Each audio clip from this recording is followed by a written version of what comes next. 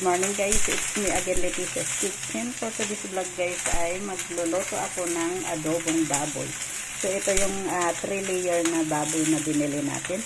So ngayon ay nailagay na natin ang ating ingredients. So ayan, i-fry na lang natin hanggang sa maging lumabas yung aroma ng ating ingredients.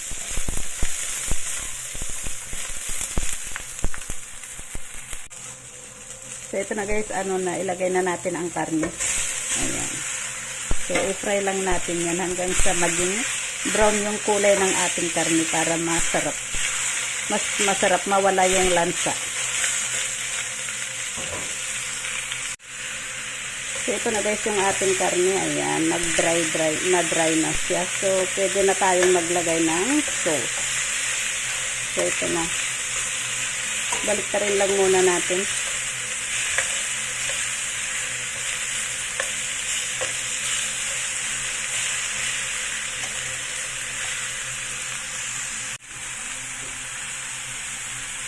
So ngayon guys, maglalagay na ako ng soy sauce. Ang gamit kong soy sauce ay Kikkoman, yung Japanese soy sauce.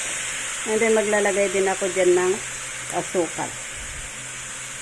Ayan, bali 3 spoon na asukal. Ayan. Kasi ito ay gagamitin ko yan sa kwapaw, yung Chinese kwapaw nila. Ayan, ikakain yan sa kwapaw. So ngayon maglalagay na ako ng water.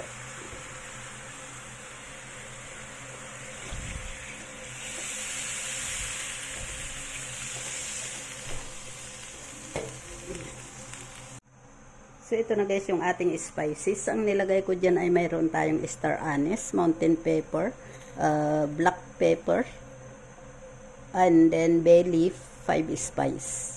So ayun guys, ilagay na natin ang ating spices. So pakuluan lang natin yan ng hanggang sa mga 30 minutes hanggang sa maluto yung ating karne.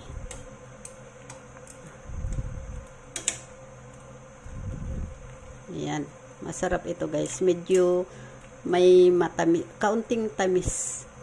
Kasi sa kwapaw ng mga Chinese ay yung medyo matamis ang gusto nila. Okay. Takpan lang natin. Ito na guys yung ating pork, bubuksan na natin. Oh wow, ayan na. Ang ganda na ng kulay niya. Ayan, so kaunti na lang yung sabaw pero hindi pa yan masyadong luto. So lutuin pa natin hanggang sa medyo mag-less yung sabaw niya.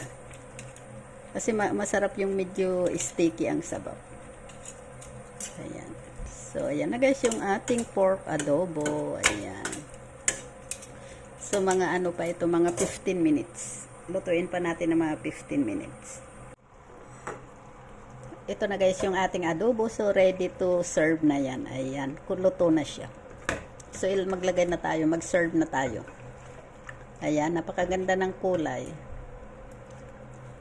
Ayan guys, ang ganda ng kulay. So mag-serve na tayo, maglagay na tayo sa isang lagayan. Ayan. So dyan natin ilalagay. Wow, ang ganda ng kulay guys. Oops. Ayo, nahulog.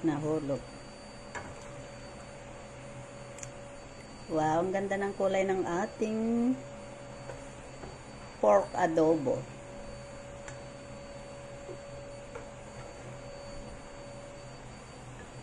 So, yan na guys yung ating pork adobo. Thank you guys for watching. Please don't forget to click like and share. Thank you. Bye-bye. God bless.